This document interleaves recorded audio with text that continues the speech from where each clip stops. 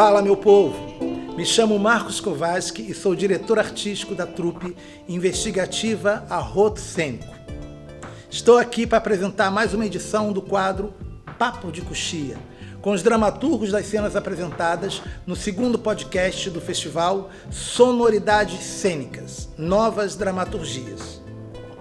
E para conversar com a gente no nosso segundo vídeo do Papo de Coxia, teremos agora a presença do dramaturgo e cineasta Marçal Viana. Morador de Nova Iguaçu, formado em Comunicação Social pela PUC-Rio e pós-graduado em Roteiro pela Universidade Veiga de Almeida, Marçal Viana é diretor e roteirista. Já escreveu para programas como Vai Que Cola, do Multishow, e com passagem por emissoras como a TV Escola e a TV Brasil. Neguinho é a sua estreia como diretor de cinema. O curta já foi selecionado para mais de 20 festivais e venceu 12 prêmios, incluindo Melhor Filme no Festival Internacional de Cinema de Cabo Verde. Bem-vindo ao nosso Papo de Coxia. Marçal, gostaria de saber de você se você teve algum autor ou alguma obra como referência para poder desenvolver o texto da cena Paçoca. Olha, normalmente eu trabalho muito tendo insights, assim, às vezes eu tô assistindo alguma coisa e eu tô precisando escrever, então eu tiro muito das coisas que eu tô assistindo naquela semana, eu tiro minhas referências daquilo. Eu sou muito assim de momentos, assim, eu escrevo assim, o meu processo de trabalho é assim, eu pego uma ideia que eu vejo em algum lugar, eu leio uma notícia, eu vejo uma coisa na TV e eu acho que aquilo é uma boa história, eu penso em como desenvolvê-la.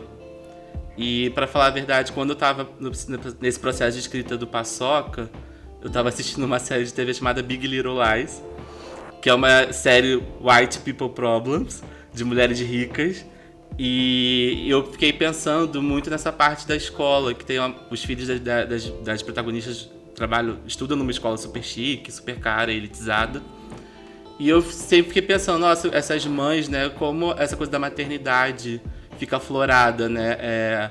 Essa coisa da mãe que quer se tornar uma leoa para defender o filho. Depois eu percebi que eu gosto muito desse ambiente escolar. Eu gosto muito de escrever sobre esse ambiente escolar. Isso é uma coisa minha, assim, que eu percebo que na escola, às vezes, a escola fala mais sobre os pais das crianças do que sobre as crianças em si. E isso me deixa muito curioso como dramaturgo, assim, sabe? Como desse processo de criação. Porque na escola você se revela, né? A criança, a gente pode falar que não, mas pode existir uma competição de mães, de pais. Eu acho isso muito interessante, assim, como os pais se comportam dentro de uma escola. E eu falo isso por experiência própria, porque, por exemplo, quando eu era criança, o meu pai era o único homem que ia na reunião de pais. A minha mãe não ia, porque ela não podia. Meu pai conseguia liberação do trabalho, mas a minha mãe não conseguia.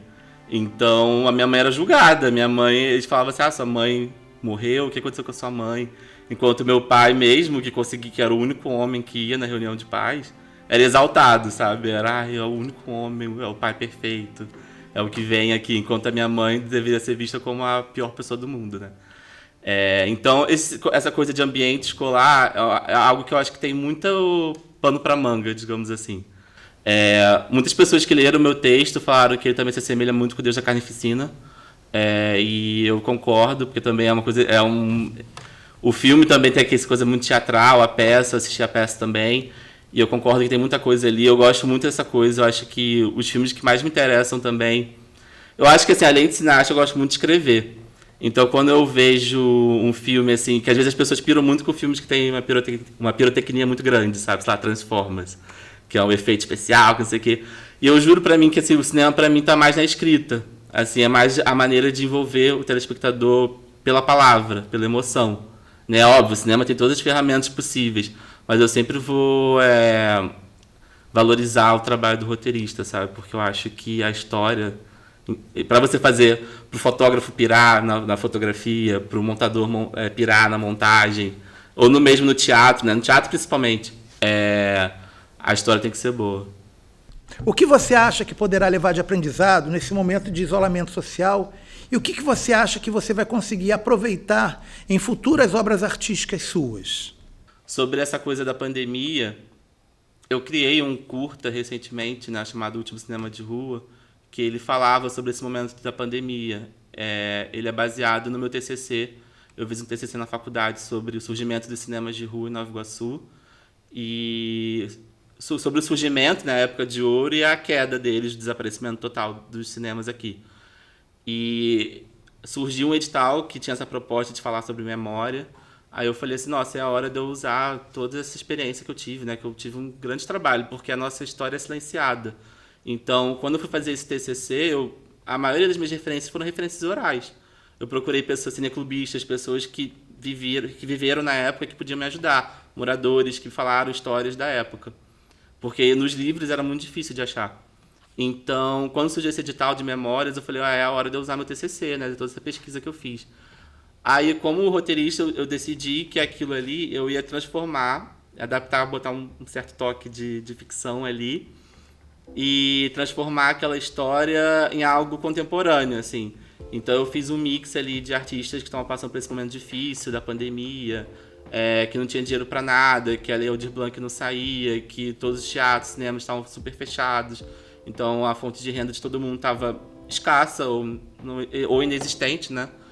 E aí eu fiz um curta sobre isso, falando sobre essa questão do artista, dessa falta de cena, de como um artista periférico, né, um artista, nós, assim, da Baixada Fluminense, somos aceitos no mercado em si, se a gente tem essa perspectiva de que o teatro, o cinema é pra gente ou não, de que a arte é pra gente ou não. Então, acho que eu fiz um curta falando sobre isso, sabe? Sobre essa coisa do pertencimento. Se a gente acha que a arte pertence a gente ou não. E acho que essa foi uma das reflexões que eu tive durante a pandemia, entre várias crises de ansiedade, né? Muita coisa aconteceu nessa pandemia. Assim, eu preferia não ter passado por isso, né? Mas já que a gente tem que passar por isso, a gente pelo menos aprende alguma coisa, né? Eu acho que eu aprendi mais a ter o controle emocional sobre as coisas. Porque eu sempre fui uma pessoa muito ansiosa. Então, quando eu fiquei em casa, eu desde cedo, eu não sou uma pessoa que fica em casa, eu sou muito inquieto, assim. Eu não gosto muito de ficar parado em casa. Se eu fico sem trabalhar, eu fico nervoso. Eu fico me sentindo uma pessoa inútil. Então, assim, toda vez que... Quando a pandemia me forçou a ficar em casa, eu me vi, assim, num processo terrível. Então, acho que com a pandemia eu aprendi a controlar um pouco a minha emoção, a minha ansiedade. Pode ter sido da pior maneira possível, pode ser da pior maneira possível, né? Mas é a vida. Você acha que numa dramaturgia curta, de 2 páginas e meias, há subsídios o suficiente para que o dramaturgo possa desenvolver os personagens a contento para a cena? Sim, acho que sim. É um desafio, não é fácil, mas quando você começa a estudar roteiro, você vê como você pode implementar certas ideias no roteiro que a pessoa já vai entender sem que você diga. Então, quando eu criei o texto do Paçoca, eu já fiz um filme de 1 minuto, que era o roteiro de um filme de 1 minuto. Que era isso, o edital precisava de um filme de 1 minuto, eu criei uma historinha lá em 1 minuto. E acho que em 1 minuto as pessoas entenderam. Óbvio, você não se aprofunda em tudo que provavelmente você gostaria de se aprofundar, mas acho que a ideia principal você consegue expressar assim. Acho que é uma questão de técnica de roteiro, de você se desenvolver, de você ter um personagem bem construído, de você não pode ficar no campo da indecisão. Você tem que saber muito bem o que você está escrevendo, qual é o seu ambiente, como o seu personagem a sua mise-en-scène, o que a gente chama de misbehavior do personagem, que é o comportamento do personagem. Então, assim, tudo isso tem que estar muito bem sincronizado para você não perder tempo, né? É basicamente isso. Eu acho que são questões de técnicas de roteiro, mas é sempre um desafio, claro. Mas eu acho que é possível, sim. Tanto que a gente está aqui hoje com a Paçoca. Legal. Marçal, diz pra gente o que motiva as suas criações ficcionais. De onde você tira os temas para suas histórias? Olha, te falar a verdade, indignação.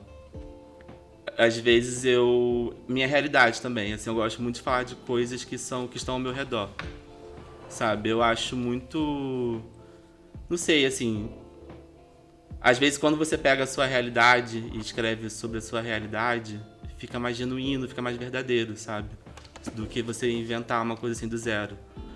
E quando eu disse indignação, porque esse texto do Paçoca, por exemplo, veio um pouco dessa indignação, sabe? dessa elite que não se enxerga, dessa cobrança exacerbada com a criança, dessa coisa, porque tem uma parte desse texto que fala assim, né? Quando meu filho for representante, ele vai dar Kit Kat, vai dar Copenhagen para as crianças, ou seja, não é sobre corrupção, né? É sobre o filho dela ter que vencer, né? É como você vai chegar lá. Gostaríamos de agradecer a sua participação. E para encerrar, eu queria que você falasse um pouco como tem sido para você estar participando do Festival Sonoridades Cênicas, Novas Dramaturgias, com uma galera nova aí na área de roteiro e de textos teatrais. Olha, eu fico muito feliz. É o que você falou, né? A gente da Baixada Fluminense, a gente não se sente muito pertencente às coisas, né? À arte, né? Eu, por exemplo, só fui assim, me encontrar artisticamente depois de uma certa fase de adulto, assim, né? Porque na adolescência eu sempre fui essa pessoa que gostava muito de criar e tal, de escrever. Só que eu achava que às vezes não tinha lugar para eu fazer isso, né? E quando a gente descobre um lugar igual o espaço, a Casa de Cultura, o Sesc, esses lugares que abrigam pessoas, que, na minha opinião, esses lugares salvam vidas, na verdade. A gente fica muito feliz, muito grato. Eu fico muito feliz quando eu vejo uma pessoa aqui da Baixada ganhando a oportunidade de fazer um edital, de botar sua arte para fora. Isso para mim é muito importante, porque também é importante a gente fazer, a gente conseguir viver disso, né? Porque a gente é isso que impossibilita as pessoas também, né? De continuar com a sua própria arte. Então a gente tá aqui, tá trabalhando, tá ganhando um troféu bonito desse aqui. Eu acho que isso aqui também representa muito das aulas de teatro que eu fazia, que eu gostava muito de criar, eu gostava de conviver com aquelas pessoas e tal. Enfim, eu acho que a arte tá aí também para salvar as pessoas, salvar vidas e, enfim, eu fico muito, muito feliz de estar aqui. Bacana, legal. Que bom que você pôde estar aqui com a gente nessa primeira edição do festival. E agora, minha gente, é isso. Vamos encerrando por hoje o nosso Papo de Coxia. E sigam curtindo a programação do Festival Sonoridades Cênicas, Novas Dramaturgias. Compartilhem essa ideia.